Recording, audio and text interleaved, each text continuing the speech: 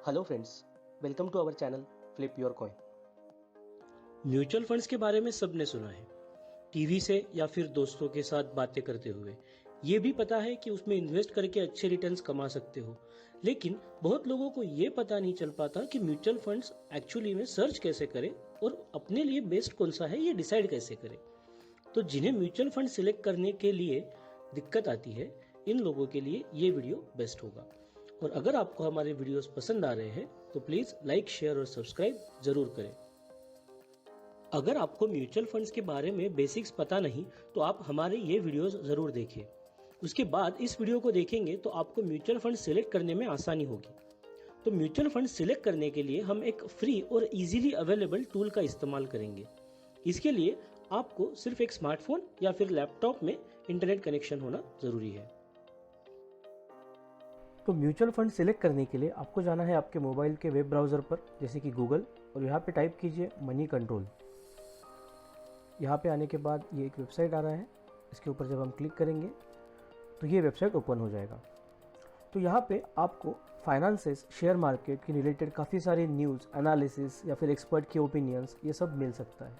आज हम specifically mutual funds के बारे में डिस्कस करेंगे। तो यहाँ पे म्यूचुअल फंड्स टैब के ऊपर जब आप आएंगे तो यहाँ पे आपको म्यूचुअल फंड्स के अलग अलग ऑप्शंस दिख जाएंगे। मुझे यहाँ दिख रहा है कि इन्होंने म्यूचुअल फंड्स को अलग अलग सेक्शंस में डिवाइड किया है। तो जैसे कि बेस्ड ऑन रिटर्न्स, तो कौन सा म्यूचुअल फंड पिछले कुछ दिनों में अच्छा रिटर्न दे रहा है, उसमें भी अलग अलग कैटेगरी होती है। Large cap mutual fund, flexi cap, multi cap, small cap. तो इन सारे अलग अलग कैटेगरीज में कौन सा म्यूचुअल फंड पिछले 3, 5 या 10 सालों में अच्छे रिटर्न दे रहा है। तो यहाँ पे आप देख सकते हो कि अलग अलग कैटेगरीज में कौन से म्यूचुअल फंड्स अच्छा परफॉर्म कर रहे हैं। अगर हम फ्लेक्सी कैप की बात करें तो यहाँ पे कोटक फ्लेक्सी कैप ने पिछले 3 सालों में 25% एनुअल रिटर्न दिया है। वही फंड 5 सालों की अगर बात करें तो 11% पर ईयर के हिसाब से रिटर्न दे रहा है। और पिछले 5 सालों में मिड कैप में एडलवाइज फंड ने 13% का रिटर्न दिया है। तो बेस्ड ऑन दिस रिटर्न आप डिसाइड कर सकते हो कि अगर आपको लार्ज कैप में लेना है तो कौन से फंड का रिटर्न अच्छा है। इन्होंने यहाँ पे आपको रेफरेंस के लिए कैटेगरी का एवरेज भी दिया हुआ है सबसे नीचे वाली लाइन में। जैसे कि लार्ज कैप में कैनरा रोबेको और मीरा एसेट्स के दिए हैं टॉप 2, और इस कैटेगरी का एवरेज कितना है। तो यहाँ पे आपको ये पता चल जाता है कि large cap, flexi cap, mid cap या फिर स्मॉल कैप, ऐसा कोई भी म्यूचुअल फंड जो आप लेना चाहते हैं उसका रिटर्न कैसा है और उस कैटेगरी में कौन सा म्यूचुअल फंड अच्छा रिटर्न दे रहा है।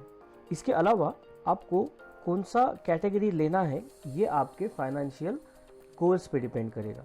जैसे कि लार्ज कैप लेस रिस्की होते तो यहाँ पे रिटर्न भी रिलेटिवली थोड़े कम होते, क्योंकि अगर आप देखें मिड कैप और लार्ज कैप में, जहाँ पे मिड कैप का टॉप परफॉर्मिंग 36% रिटर्न दे रहा है, वहीं पे लार्ज कैप 24% रिटर्न दे रहा है।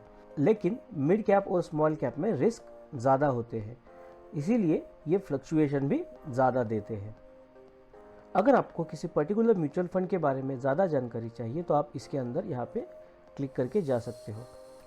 तो यहाँ पे हमें एक इस पर्टिकुलर म्यूचुअल फंड के बारे में इंफॉर्मेशन मिलती है कि इसकी आज की वैल्यू क्या है, इसकी फंड साइज़ कितनी है, इसका एक्सपेंस रेशो कितना है। याद होगा आपको, हमने म्यूचुअल फंड वाले वीडियो में बात किया था कि एक्सपेंस रेशो एक काफ़ी इंपॉर्टेंट पैरामीटर होता है म्यूचुअल फंड सिलेक्ट करने के लिए। एक्सपेंस रेशो के बाद एक दूसरा इंपॉर्टेंट पैरामीटर आता है क्रिसिल रेटिंग। तो क्रिसिल एक संस्था है जो म्यूचुअल फंड्स को रेट करती है अप टू 5 स्टार्स। तो इनके हिसाब से ये एक 3 स्टार म्यूचुअल फंड है जिसका परफॉर्मेंस जो है वो एक एवरेज परफॉर्मेंस चल रहा है। रिस्क मीटर पे आपको ये दिखाया जाता है कि ये कितना रिस्की है या नहीं है। तो यहाँ पे ये वेरी रिस्की कैटेगरी में आता है, क्योंकि ये कम्प्लीटली मार्केट बेस्ड फंड होता है। इस म्यूचुअल फंड के थोड़े और डिटेल्स यहाँ पे नीचे दिए हुए हैं, जैसे कि इसका एक बेसिक ओवरव्यू, इसके रिटर्न्स। इसके बाद नीचे आएंगे तो आप यहाँ पे इसका ग्राफ देख सकते हो, पिछले 1, 2 या 5 सालों में इसका परफॉर्मेंस कैसा रहा है। यहाँ पे जो ब्लू लाइन है वो म्यूचुअल फंड को दर्शाती है और जो ऑरेंज लाइन है ये सेंसेक्स या निफ्टी को दर्शाती है। तो जैसे जैसे मार्केट परफॉर्म कर रहा है वैसे वैसे ये म्यूचुअल फंड भी परफॉर्म कर रहा है। इसके रिटर्न्स पिछले कुछ दिनों में कैसे रहे हैं, जैसे 1 वीक में या फिर 10 सालों में इसका रिटर्न कैसे रहा है। इसके बाद आप यहाँ पे SIP भी कैलकुलेट कर सकते हो। अगर आप इस म्यूचुअल फंड में SIP चालू करते तो इसका रिटर्न आपको किस हिसाब से मिलता ये भी आप यहाँ पे कैलकुलेट कर सकते हो। आप फंड का परफॉर्मेंस बाकी चीज़ें जैसे कि निफ्टी 50 या फिर सेंसेक्स के साथ कंपेयर कर सकते हो कि एक साल में जहाँ पे ये फंड ने 3% का रिटर्न दिया है वहीं पे निफ्टी ने सिर्फ 2% का रिटर्न दिया है। इस तरह से आप कंपैरिजन कर सकते हो। यहाँ पे क्वार्टरली रिजल्ट्स भी पोस्टेड किए हुए हैं इस म्यूचुअल फंड में परफॉर्मेंस कैसा रहा है।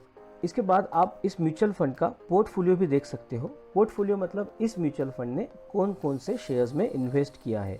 जैसे कि हम यहाँ देख सकते हैं कि यहाँ पे जो टॉप 10 स्टॉक्स है इस म्यूचुअल फंड में वो है HDFC, ICICI और इनका परसेंटेज भी दिया हुआ है। आप इसका कंप्लीट पोर्टफोलियो भी देख सकते हो जहाँ पे आपको इस म्यूचुअल फंड ने कहाँ कहाँ पैसे इन्वेस्ट किए हैं ये सब दिख जाता है।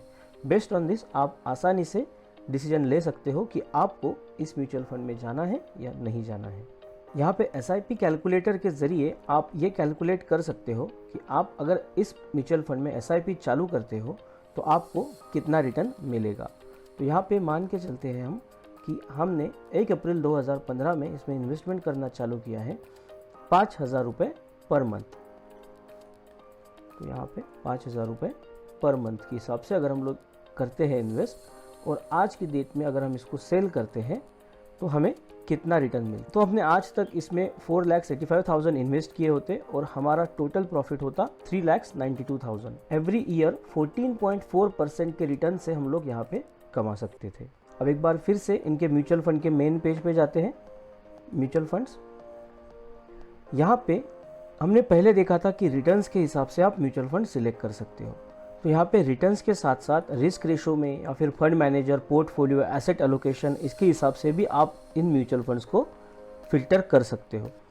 तो जो यहाँ पे अभी सिलेक्शन है वो सिर्फ मनी कंट्रोल टॉप 30 के हिसाब से है, लेकिन अगर आप सारे म्यूचुअल फंड्स को एक्सप्लोर करना चाहें तो आप यहाँ पे जाके सिलेक्ट कर सकते हो। तो यहाँ पे आपको सारे अलग अलग कैटेगरी के म्यूचुअल फंड्स दिखाई देंगे, जैसे कि कंप्लीटली इक्विटी या फिर कुछ फोकस्ड इक्विटी या फिर long term debt, short term debt, hybrid, tax saving. इन सारे म्यूचुअल फंड्स का मीनिंग आपको हमारे पिछले वीडियोस में मिल जाएगा।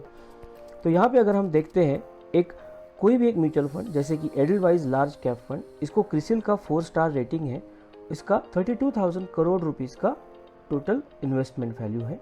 इसका 1 महीने का रिटर्न, 6 महीने का रिटर्न, 1 साल का रिटर्न, ये सब यहाँ पे दिया हुआ है। तो यहाँ से आप आसानी से एक कंपैरिजन कर सकते हो क्विकली कि आपको अगर किसी मल्टी कैप फंड में जाना है तो यहाँ पे आप सारे मल्टी कैप फंड्स को देख सकते हो।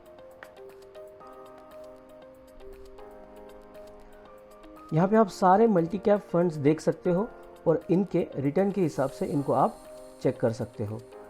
सबसे ज़्यादा रिटर्न अगर हम लोग 3 सालों की बात करें तो बड़ौदा BNP ने दिया हुआ है, और अगर हम लोग 5 सालों की बात करें तो 5 सालों में सबसे ज़्यादा रिटर्न भी बड़ौदा BNP ने दिया हुआ है।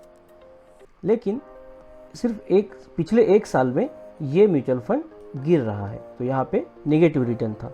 पिछले 1 साल में सिर्फ कुछ ही म्यूचुअल फंड्स हैं जो पॉजिटिव रिटर्न दे रहे हैं। इसी तरह आप अलग अलग कैटेगरी के म्यूचुअल फंड्स यहाँ पे सर्च कर सकते हो। Equity, hybrid, date. इक्विटी के अंदर भी अलग अलग जैसे कि ELSS, large cap, mid cap, dividend yield.